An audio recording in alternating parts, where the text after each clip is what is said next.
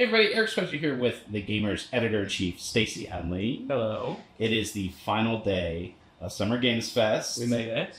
We made it. It was a heck of a week. Today I was at the Playdays exhibit, and you were at Ubisoft all day? I did Ubisoft Forward. I was in the theatre for that, and then I did preview of Star Wars Outlaws, and we got a hands-off on Assassin's Creed Shadows. So yeah, very...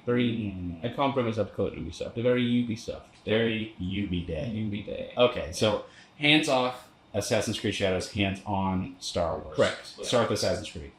So if you watched the Forward, then you saw probably about a third of what I saw. For people who didn't, that's you meet Yasuke going into the village. He pets the dog. That got a really big cheer from the crowd at Forward. They were easily impressed. I know a Twitter account that's really into that. I think that Twitter account is to blame for the fact that this was the very first thing they showed us of this game. Yeah. But yeah, we saw Yasuke going through the village. And in the Forward, we just kind of saw the combat. In what I saw, we saw a little bit more of why that came to be. So you don't get objective markers anymore in Shadows. You get like clues as to who you're supposed to take down. It doesn't say this guy's over there. It's like this guy is often in the market. He walks around at night. I like that. Just, yeah. That's right on my alley. Unfortunately, the thing that we saw was quite near the start of the game, so it's just like he's somewhere on this street, and you go to the street, and he's there. He's just the only guy there waiting to die. There's loads of people there, but like he's right at the back, and the camera does this big zoom in where it's like it's that guy. So there's no real discovery. But it probably is the rest of the game. Yeah. Yeah, we saw Yasuke. He's a lot more like blunt combat when you do any stealth. Right. And then what I saw, which wasn't in the Forward, was after now it does the stealth mission. You can play that as Yasuke, and he just charges through, and he literally charges. Like he runs through walls.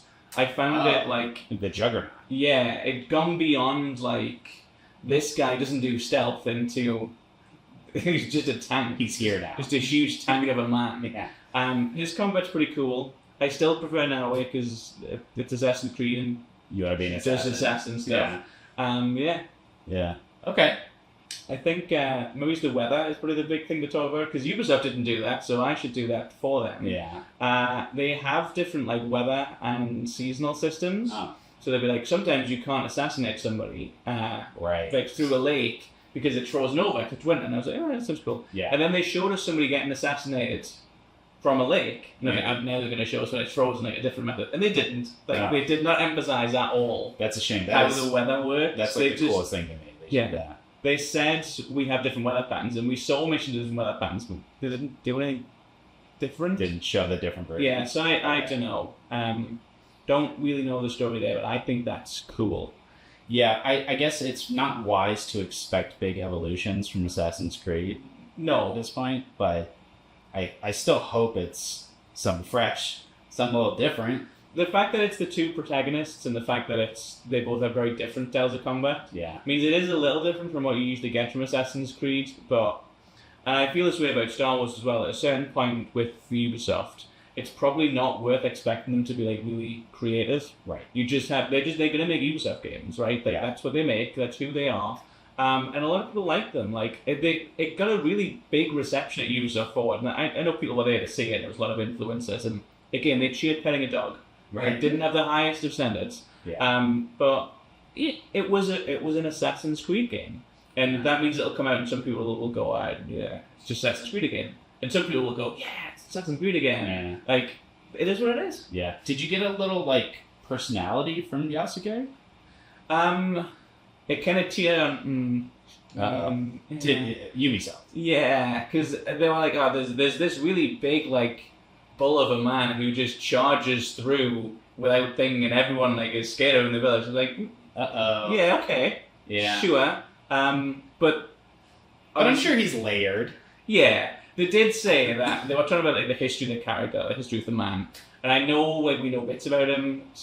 We don't like the whole deal is he's a bit of a mystery. Yeah, they did like mention that he is one of the more intelligent characters, and he does think things through. He's just so physically impressive. Yeah, this is his. He's not doing it because he's like an idiot. Right. He's just. He knows he can run through a wall, so he's going to. Yeah. But I don't know. I feel like they were aware that making a samurai who is defined by honor is pretty played out. Uh-huh. But I didn't get a sense of what that sense of honor was replaced with. I don't really know much about him from that, but I think that's because they were really showing off the gameplay and the kills rather than any of the more narrative threads. Because I feel the same about now, where I just choose a silent assassin. Yeah, need to see more then. Yeah. Okay. Undecided. Okay. But you actually get to play Star Wars, so let's talk about that. Yeah, Star Wars Outlaws is the first open world Star Wars game. That's what they told us in the foreword. And I played it. It didn't really feel open world. I played 3 distinct sections of the game. I think all from pretty near the start, but they weren't like 3 linear level. They weren't like 3 after each other. Okay. Like they were disconnected, Yeah. so I didn't really know what was going on. One of them was make it through a base, and you can like sneak through, or you can go off the blaze, and at the end you've got to like hold down the fort, if you like reinforcements are coming. You gotta, like hold out, and then you've got to explore the city a little bit. The second one was all platforming. There's yellow paint. There's yellow paint. You get chased. All Uncharted. It's just Uncharted. Yeah. It's just Star Wars Uncharted, and I feel the same about Assassin's Creed. A lot of people will look at Star Wars Uncharted and go, "That's a waste of time and money," and I don't like that. Yeah. But a lot more people really realistically, like especially outside of the I guess the bubble of critical journalism, a lot of people will hear the words Star Wars Uncharted and think that's very cool. Yeah. And it's this would have been a really cool game 6 or 7 years ago, and I don't even mean that as an insult. That's not even like supposed to be some witty cutting jab. I just think it's a little dated. Yeah. And for people like us who like have to play every new release and keep up with everything, and you play Elden Ring and Breath of the Wild and Baldur's Gate, you kind of see the extremes that games can go to. Yeah. And then you pay billions for a Star Wars license and you make Uncharted with it. It's a bit safe. Right. Yeah. But it's, well, Well, the things are cool. You talk about like the mass appeal of it, and I think the fact that you don't have a lightsaber and you're not a Jedi. That's true. Is, a lot of the normies are going to be kind of turned off by that idea in a Star Wars game, right? Yeah, I think Jedi, I guess, has that, the Star Wars Jedi Survivor and Fallen Order. Yeah. So, I suppose that's a little bit different. That makes it like any other game. Like you haven't got an Uncharted. Yeah. I felt there was a lot of Star Wars characterness to it. Not so much the second mission, which was just platform, but the first mission you went to I guess a hub is probably what they call it in the game. You just got to wander in a city. You can gamble on virtual horses and you can chat to people. And I didn't get time to do the whole thing because it took me quite a while to get out of the. They have quite a lot of puzzles, because they were the version, they didn't tutorialize them, and I had to figure them out. But they weren't complex. I was just an idiot, so I didn't get as much time in the city as I wanted. But yeah, it feels Star Warsy, I would say. What about the space combat? Because I'm the world's biggest squadrons defender. So that after the city, or possibly before. Yeah, before you get to the city, you got to fly through space in combat. What annoyed me the most with it was I really hate when a game is slower than you are, because I'm not a great gamer. I'm not. Elden Ring was too hard for me. You know what I mean? I'm not I don't have extremely high standards.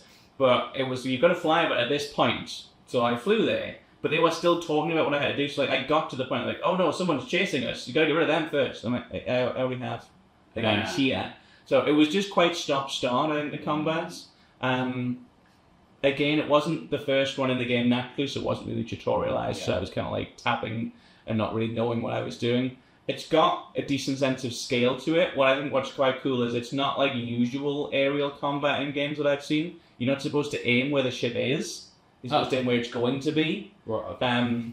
And they have a secondary target for that, which I think worked quite. Obviously, it's directly running away from me, so aiming at them works. Yeah, that kind of worked quite well, I thought. But I think the big test is it going to be able to do this for 10 ships chasing you? If it was just 2, are they going to make it this big epic Star Wars style battle, or is it going to be constantly run and gun style? Because there's so much else in the game. It's how much they're dedicated to it. And right. I don't know. I imagine it will be one of those inch deep, mile wide kind of Ubisoft games. Yeah. But I think what they do have an opportunity to do is make that world building really deep and make these places really detailed and feel real to Star Wars. And I think a lot of people will just glom onto that, and that'll be enough for them. They feel like they're exploring real hubs on a Star Wars planet. Yeah, in the forward they showed us Mos Eisley, so like they do, like they fully leaned into it. And all of the trailers that I've seen have had the wipe effect, you know. Yeah. But the game didn't have any of that. I was really disappointed because it's trying to be cutscenes. It didn't.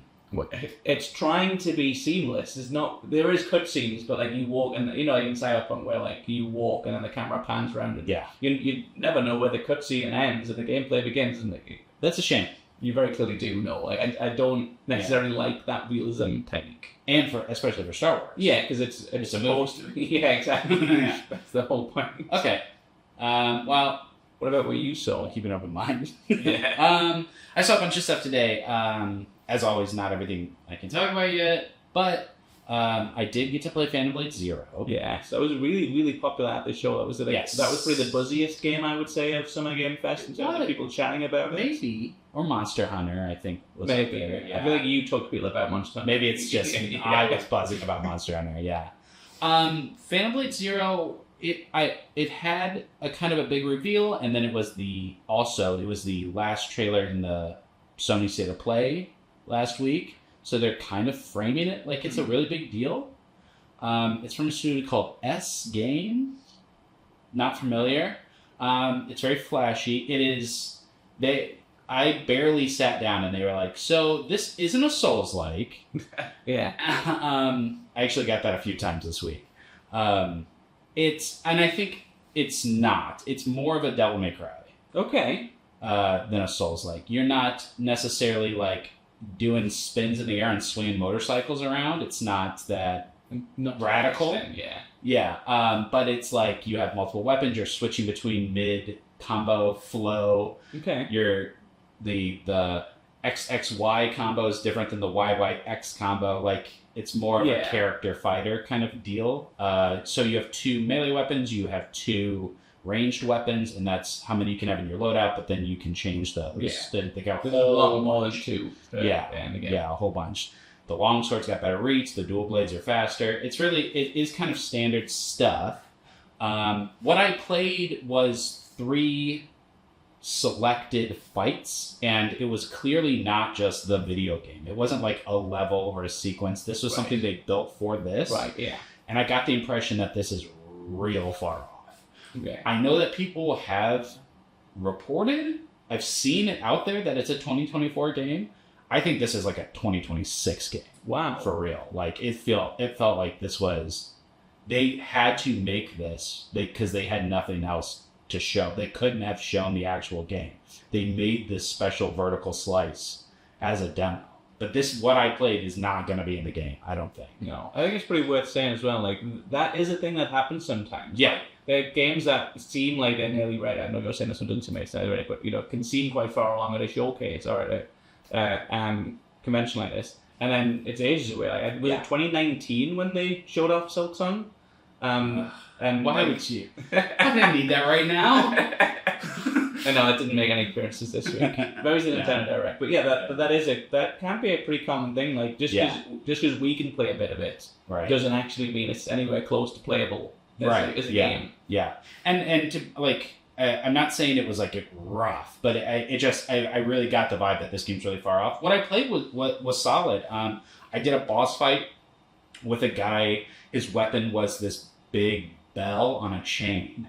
And so he would throw it at me. He would, even when I was like trying to heal, he would interrupt me by throwing the bell at me, and he'd get far, but he'd also get close and hit me with it. And then he had a one-hit kill move where he'd swing it, throw it straight up, and then the bell would come right down onto my head and kill me. So you have to dodge so it doesn't land on your head.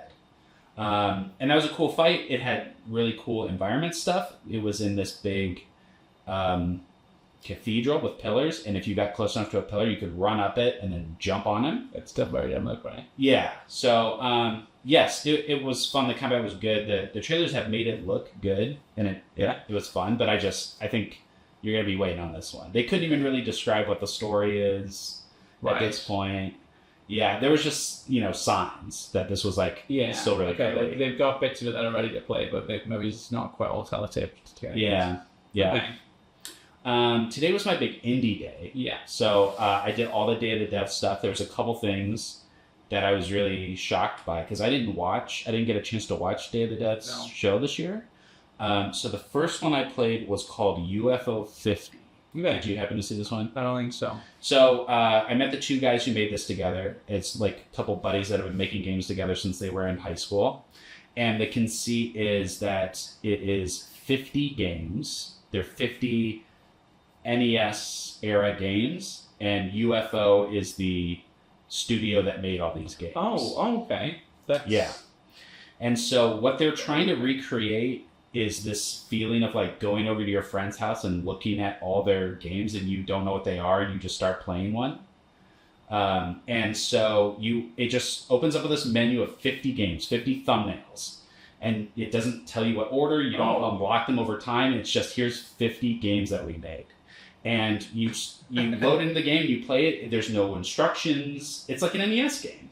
And a lot of them are like, there's like a 60-hour RPG in there.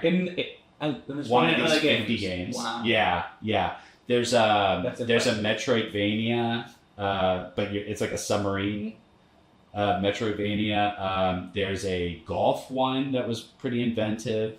Like everything I tapped on, I was like, what the heck is this? And a lot of it is figuring out, especially for the ones that are more like puzzly or there's like tactics battle ones. A lot of it is just figuring out how to play the game. That's part of the experience because that's what it would be like when you just grab the cartridge and put it in. One of them was like horse betting on aliens. It was. I only had 15 minutes, and so there was only so much I could see. But when we got done, I told them I thought they were insane. I was like, "What made you?" I said, "Did you just have 50 ideas?" And you just said, "Why don't we make them all?" And they said, "No, we wanted to make 50 games." And then we thought of the ideas afterwards. Wow. Yeah. That's an incredibly cool idea. It's so cool. It's like those like the Sega collection or something, but for games that don't already exist. Yes, exactly. Yeah, wow. It's an anthology of games that don't exist. Yeah. That's one of the wildest pitches for a game. I can't believe it exists. That's the kind of thing that I think a dev would tell me. And we're going to make this one day. And I'd think, nah. I'll be back here next year at 12. Like, if you're lucky. Wow, incredible. Was that a standout? I mean, surely to sort of... That was a standout. Yeah. Yeah. I also really liked, I think you'll like this one. It is called While Waiting. Okay.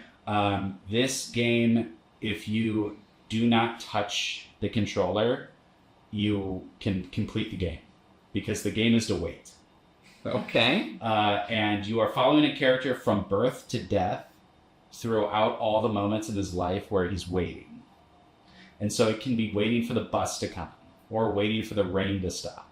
And the game is to occupy your time while in those moments in life when there's nothing to do, when what your goal is to wait. And yes, it was fascinating. So you have this little, almost like Untitled Goose Game, you have like a checklist. Yeah. But it's not a checklist like you must do these things, because if you do nothing, eventually the bus will come. But it's more like secrets, like things you can find that you could do. So while I was waiting for the bus, there was a guy handing out flyers for like a music show. And you could take a flyer and you could put it up on the board where all the flyers are.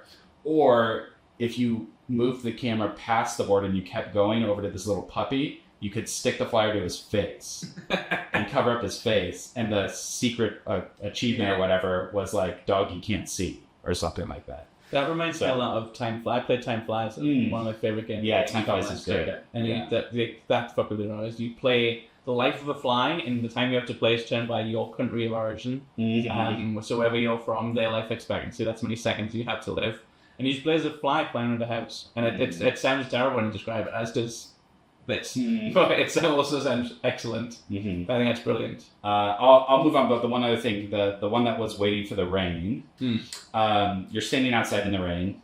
But if you go back inside and you look out the window and you look at the raindrops, you have your finger on the window. And if you start moving your finger between the raindrops will turn into spaceships. And now your finger becomes a ship and you're dodging all of them like an arcade game. Like you're imagining.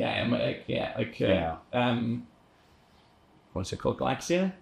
Yeah, it becomes Galaxia, but it's just the raindrops. Yeah. That's really cool. Yeah, it was really sweet. I liked the one a lot. The one other thing I wanted to touch on was that there was a booth for Blumhouse games. Oh, yes, yeah. I was really excited. George and I talked about this earlier this week, but I'm really excited about what Blumhouse is doing. I'm a big fan of Dread XP, and this feels like slightly... I'm really right about that. Yeah, this is like slightly higher budget Dread XP, basically, like indie horror, but with Blumhouse money.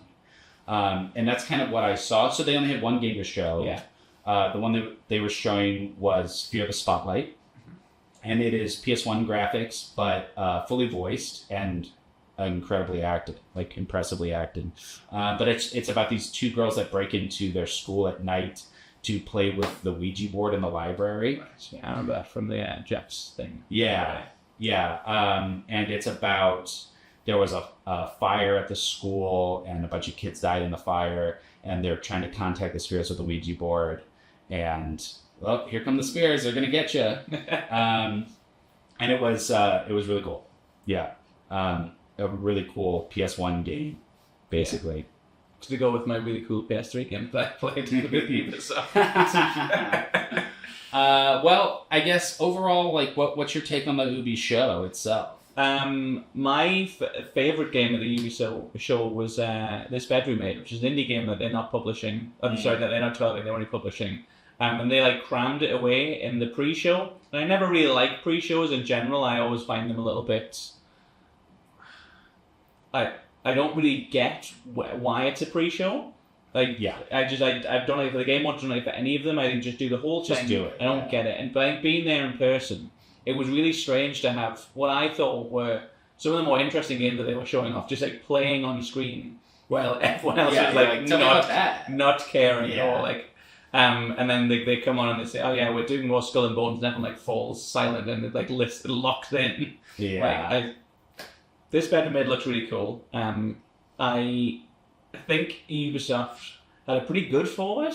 It's unfortunate for them that Xbox had the best show they've had in like 5 years, so no one is going to care what Ubisoft had. Right. The big talking point from Summer Game Fest is going to be Xbox's show. Yeah. And it's not Ubisoft's fault. I know, pretty interesting. Even the Skull and Bones bit for being Skull and Bones, I was like, yeah, sure, maybe you'll recover. What about Avatar? You're just going to skip Avatar DLC? Avatar had DLC, and it looks like some Avatar DLC. It looks pretty nice. Can't wait. They advertised it with influencer extremer reactions, which I felt was a poor direction for the game. That is pretty poor. Yeah. The streamers are very nice. They were, I'm sure they're very charming people, but I don't. It's not a game you stream. I don't know. That was a weird choice, I thought. Yeah. It was kind of like, look, these people like the game, and I was like, I don't know who's that. Okay. It was a pretty good forward. Pity the best game was in the pre-show, and not pity Xboxes, but I'm glad Xbox had a good show. But I think that's overshadowed them a little bit. True. Well, we've got so much more Summer Games Fest to cover over the next week, maybe a couple weeks. 3 weeks is the one that I have. Yeah. We've got lots of embargoes for other stuff we saw. We've got more previews, more videos to do, articles on the site. So if you're looking for more Summer Games Fest, stick with us. Thanks so much for watching this video. Don't forget to like, subscribe, hit that bell, and visit us at thegamer.com. That's The Gamer, no spaces.